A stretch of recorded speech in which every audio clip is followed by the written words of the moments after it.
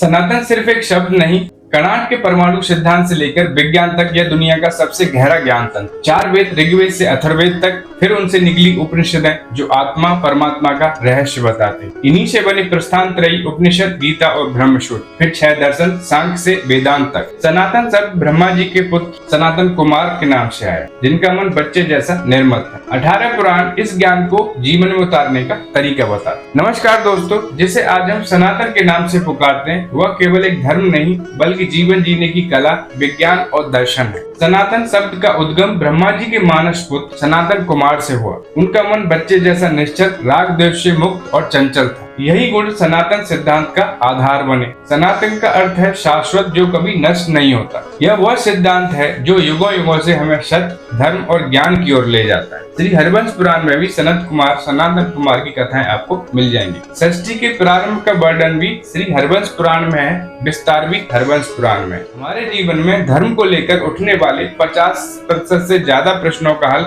अकेला श्री हरिवंश पुराण हमें दे देता है। सनातन धर्म में 4 युग हैं, सतयुग, त्रेता, द्वापर और कलयुग। इन्हीं तरह हमारा धर्म सनातन 4 वेदों पर आधारित है। ऋग्वेद जो देवताओं को समर्पित है, जिसमें उनकी स्तुति और ब्रह्मांड के रहस्य हैं। यजुर्वेद यज्ञों की विधियों का संग्रह है, जो कर्म कांड का आधार है। सामवेद संगीत और धुनों का वेद है, जो आत्मा को शांति देता है, मंत्रोच्चारों की विधि और संगीत बताता है। अथर्ववेद सबसे महत्वपूर्ण वेद है, जीवन, चिकित्सा, विज्ञान का खजाना है, जो दैनिक जीवन को समृद्ध करता है। इन वेदों को गहराई से समझने के लिए उपनिषद हमारा मार्गदर्शन करता है। उपनिषद क्या है? उपनिषद तत्व ज्ञान का खजाना है। उपनिषद वेदों का सार है, जो हमें आत्मा, ब्रह्म, मोक्ष, योग, ध्यान और कर्म के सिद्धांत सिखाते हैं। जिसमें ऋग्वेद से निकले ऐत्रेय और कौशिक उपनिषद, यजुर्वेद से निकले ब्रह्मदारण्यक, तैत्तिरीय, कठ, ईश और श्वेताक्षर उपनिषद, सामवेद से निकले हैं छांदोग्य और केन उपनिषद, तो वहीं अथर्ववेद से निकले मुंडक, प्रश्न, मांडूक्य उपनिषद। ये उपनिषद हमें ब्रह्मांड और आत्मा के गहन रहस्यों से जोड़ते। इन्हीं के साथ भगवत गीता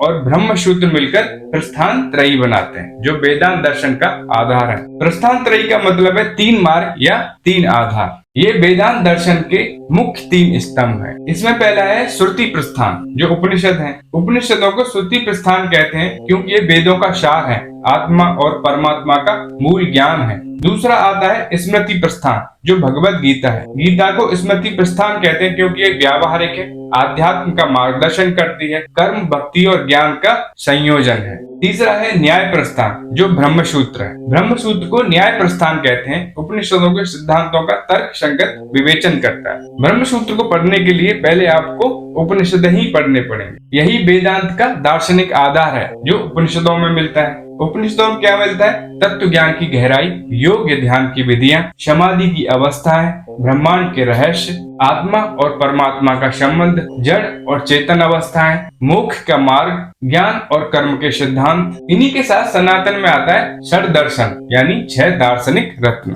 सनातन दर्शन में 6 दर्शन अति प्राचीन और प्रसिद्ध हैं, जिनमें सांख्य, जो कपिल मुनि द्वारा दिया गया, जिसमें प्रकृति और पुरुष का विश्लेषण होता है। द्वैतवाद का सिद्धांत भी यहीं से निकलता है। योग, जैसे आप सब जानते हैं, पतंजलि द्वारा दिया गया, जो मन और आत्मा को एक करता है। अष्टांग योग यहीं से निकला। तीसरा है न्याय, जो गौतम मुनि द्वारा दिया गया, जो तर्क और सत्य की खोज करता है, तर्क और प्रमाण देता है। चौथा है वैशेषिक, जो कणाद द्वारा दिया गया, जो विश्व के मूल तत्वों का अध्ययन करता है। परमाणु सिद्धांत भी यहीं से दिया गया। कणाद द्वारा परमाणु सिद्धांत दिया गया था, आज उसे प्रारंभिक परमाणु सिद्धांत बोलता है। कणाद के सिद्धांत में और आज के परमाणु सिद्धांत में बस ये अंतर है, कणाद ने बोला कि अणु अविभाजित है, और आज जो बोलते हैं वो अणु विभाजित है। हो सकता है जो आज का परमाणु सिद्धांत जिसको अविभाजित बोलता है या अति सूक्ष्म कर्ण है, उसी को कणाद ने अविभाजित कर्ण बोला। 5वां है मीमांसा, जो जैमिनी द्वारा दिया गया, जिसमें कर्म कांड और वेदों की व्याख्या की गई है। 5वां है वेदांत, जो बादरायण द्वारा दिया गया, जिसमें आत्मा और ब्रह्म की एकता पर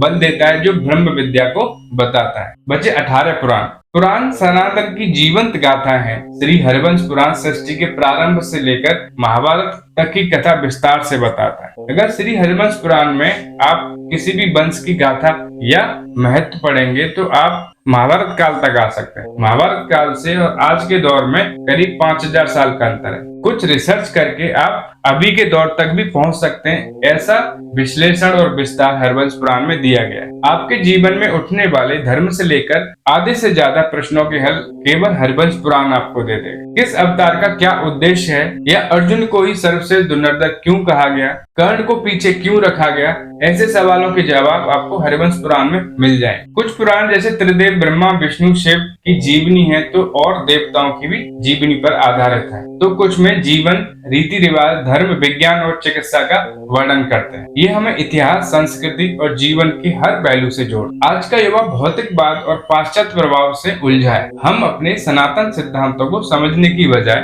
सतही ज्ञान से संतुष्ट हो जाते हैं। हमारी आदत हो गई है कि 1 घंटा सीखकर 1 दिन सिखाने की, लेकिन सनातन सिद्धांत अति सूक्ष्म और विस्तृत है। यह हमें न केवल आध्यात्मिक शांति देता है, बल्कि वैज्ञानिक दृष्टिकोण और जीवन के हर क्षेत्र में मार्गदर्शन भी देता है। अगर आप सोच रहे हैं कि सनातन या वैदिक जानकारी के लिए आप कहां से शुरू करें, बहुत सारे लोग गीता से शुरू करें, लेकिन गीता कर्म पर आधारित है। ये एक मोटिवेशन स्पीच की तरह ली जानी चाहिए। आप अगर शुरू करना चाहते हैं, श्री हरिवंश पुराण से शुरू करें। श्री हरिवंश पुराण में आपके काफी सारे सवालों के स्वतः जवाब मिल जाएंगे, और उसके बाद आपके अंतर मन में कुछ जिज्ञासाएं उठेंगी जानने की। वो जिज्ञासाएं आपको ले जाएंगी वेदांत तक, उपनिषदों तक, ब्रह्म सूत्र तक और बाकी सारे पुराणों तक। हो सकता है श्री हरिवंश पुराण पढ़ने के बाद आपको पद्म पुराण पढ़ने की इच्छा हो और शिव पुराण पढ़ने की इच्छा हो प्रबल तौर पर। उसके बाद आपकी ब्रह्मसूत्र पढ़ने की इच्छा करे। ब्रह्मसूत्र पढ़ेंगे तो आपको महसूस होगा कि आपको पहले उपनिषद पढ़नी चाहिए। जब उपनिषद पढ़ेंगे उसके बाद ब्रह्मसूत्र पढ़ेंगे तो आपको ब्रह्मसूत्र समझ आए। यहाँ तक पहुँचने तक आपके जीवन के 80% सवाल स्वतः हल हो चुके हों। धन्यवाद।